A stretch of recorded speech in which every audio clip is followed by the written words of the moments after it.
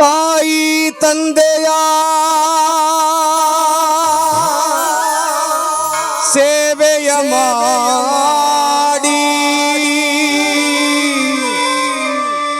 ಪುಣ್ಯವ ಪಡೆದುಕೊಳ್ಳಿರೋ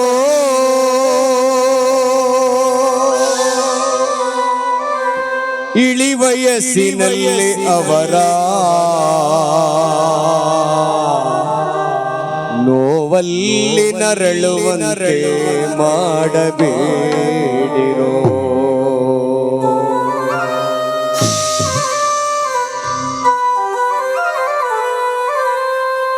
ತಾಯಿ ತಂದೆಯರ ಪಾದಕ್ಕಿಂತ ಬೇರ್ಯಾವ ದೇವರ ನಾ ಕಾಣೆ. ಅಮ್ಮ ಎಂಬ ಎರಡಕ್ಷರ, ಅಪ್ಪ ಎಂಬ ಬ್ರಹ್ಮಾಂಡ, ಅವರಿಲ್ಲದೆ ನಾವು ಸುಖ ಕಾಣುವುದೇನೋ.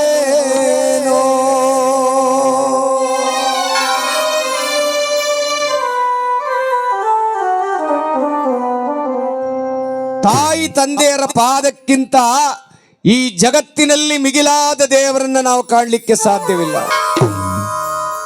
ನೋಡಿ, ಈ ಮನೆಯಲ್ಲಿ ಆ ಪುಣ್ಯಾತ್ಮರು ಬೆಳೆದು ನಮ್ಮನ್ನ ಹೆತ್ತು ಒತ್ತು ಸಾಕಿ ಸಲಹಿ ಇಂಥ ಒಳ್ಳೆ ಭವಿಷ್ಯವನ್ನು ಕೊಟ್ಟಿದ್ದಾರಲ್ಲ, ಅವರ ಆ ಶ್ರಮದ ಆ ಬೆವರಿನ ಹಂಗನ ಋಣವನ್ನು ತೀರಿಸಲಿಕ್ಕೆ ಸಾಧ್ಯವೇ ನಾವು? ಯಾಕೆಂದ್ರೆ ನೋಡಿ, ಒಂದು ಊರಿನಲ್ಲಿ 7 ಜನ ಮಕ್ಕಳು, 7 ಜನ ಮಕ್ಕಳಿಗೂ ಕೂಡ ತಾಯಿ ಒಬ್ಬಳೇ ಎಲ್ಲರಿಗೂ ಭವಿಷ್ಯದಲ್ಲಿ ಒಂದು ಚೆನ್ನಾಗಿರ್ಲಿ ಅಂತ ಒಳ್ಳೊಳ್ಳೆ ಮನೆಯನ್ನು ಕಟ್ಸ್ಕೊಟ್ಟಿದ್ದಾಳೆ. ಎಲ್ಲ ಮಕ್ಕಳು ಟ್ರ್ಯಾಕ್ಟರ್ ಮಡಗವ್ರೆ, ಹಾಲು ಕರೀತಾರೆ, ಹಸು ಇಟ್ಟಿದ್ದಾರೆ, ಸುಖವಾಗಿದ್ದಾರೆ. ಆ ಮೊಮ್ಮನಿಗೆ ಮಾತ್ರ ಒಂದು ಚಿಕ್ಕ ಒಂದು ಗುಡಿಸಲನ್ನು ಕಟ್ಕೊಟ್ಟಿದ್ದಾರೆ. ಈ 7 ಜನ ಮಕ್ಕಳು ಡೈರಿಗೆ ತಗೊಂಡೋಗಿ ಹಾಲು ಹಾಕ್ತಾರೆ. ಬಂಧುಗಳೇ, ಅವಮ್ಮ ಹೋಗಿ ಆ ಡೈರಿಲಿ 10 ರೂಪಾಯಿ ಹಾಲು ದುಡ್ಡು ಕೊಟ್ಬಿಟ್ಟು ಹಾಲು ಬಿಡಿಸ್ಕೊ ಬಂದು ಕುಡಿತಾಳೆ. ಎಂಥ ವಿಪರ್ಯಾಸ ಇದು! ತಾಯಿಯನ್ನ ಇರುವಾಗ ಮಾತ್ರ, ಅವಳು ಸಾಕುವಾಗ ಮಾತ್ರ ನಮ್ಮ ಅವ್ವ ಅಂದ್ರೆ ಸಾಲದು, ಅವಳು ಕೈಲಾಗದೇನೆ ಕುಳಿತುಕೊಂಡಾಗ್ಲೂ ಕೂಡ ನನ್ನ ತಾಯಿನ ನಾನು ಸಾಕ್ತೀನಿ ಅಂತೇಳಿ ಆ ಯಾರು ಪ್ರಾಮಾಣಿಕವಾಗಿ ಪ್ರಯತ್ನ ಮಾಡ್ತಾರೋ ಅವರಿಗೆ ಭಗವಂತ ಸರ್ವದಾ ಒಳ್ಳೆಯದನ್ನು ಮಾಡ್ತಾನೆ.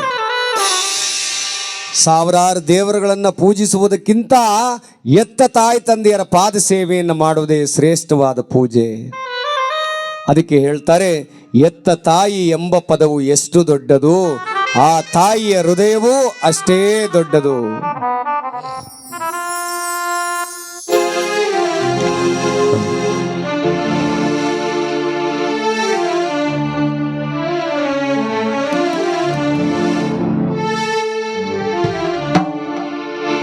ನವಮಾಸ ಗರ್ಭದಲ್ಲಿ ನೋವನ್ನು ಸಹಿಸಿ ಹಡೆವಳೆಲ್ಲ ನಮ್ಮನು ಪ್ರೀತಿಯ ಬೆರೆಸಿ ಸಾವು ಬದುಕಿನೊಡನೆ ಹೋರಾಟ ಮಾಡುತ್ತಾ ಜೀವವು ತಾನೆನುತ್ತಾ ಹೊಸ ಜೀವ ಪಡೆವಳು.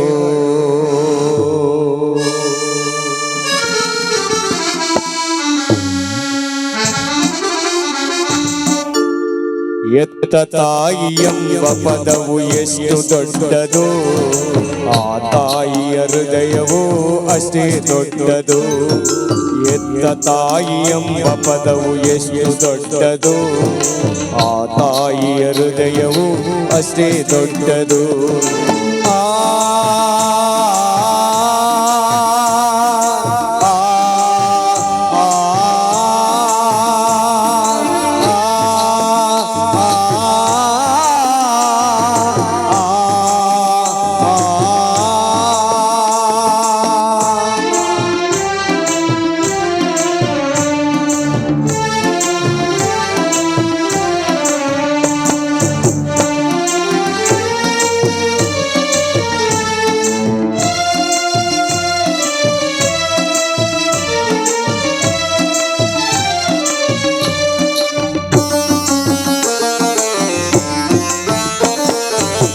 ನವಮಾಸ ಗರ್ಭದಲ್ಲಿ ನೋವನ್ನು ಸಹಿಸಿ ಹಡೆಬಳೆಲ್ಲ ನಮ್ಮನು ಪ್ರೀತಿಯ ಬೆರೆಸಿ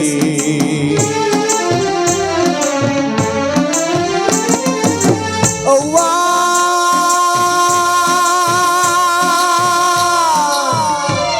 ಅಪ್ಪ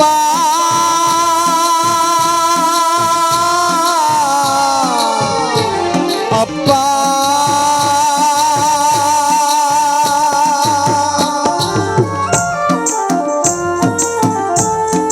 ನವಮಾಸ ಗರ್ಭದಲ್ಲಿ ನೋವನ್ನು ಸಹಿಸಿ ಹಡೆವಳೆಲ್ಲ ನಮ್ಮನು ಪ್ರೀತಿಯ ಬೆರೆಸಿ ಸಾವು ಬದುಕಿನೊಡನೆ ಹೋರಾಟ ಮಾಡುತ್ತಾ ಸಾವು ಬದುಕಿನೊಡನೆ ಹೋರಾಟ ಮಾಡುತ್ತಾ ಜೀವವು ತಾನೆನುತ್ತಾ ಹೊಸ ಜೀವ ಪಡೆವಳು ಜೀವವು ತಾನೆನುತ್ತಾ ಹೊಸ ಜೀವ ಪಡೆವಳು ಎತ್ತ ತಾಯಿ ಎಂಬ ಪದವು ಎಷ್ಟು ದೊಡ್ಡದು ಆ ತಾಯಿಯ ಹೃದಯವು ಅಷ್ಟೇ ದೊಡ್ಡದು ಆ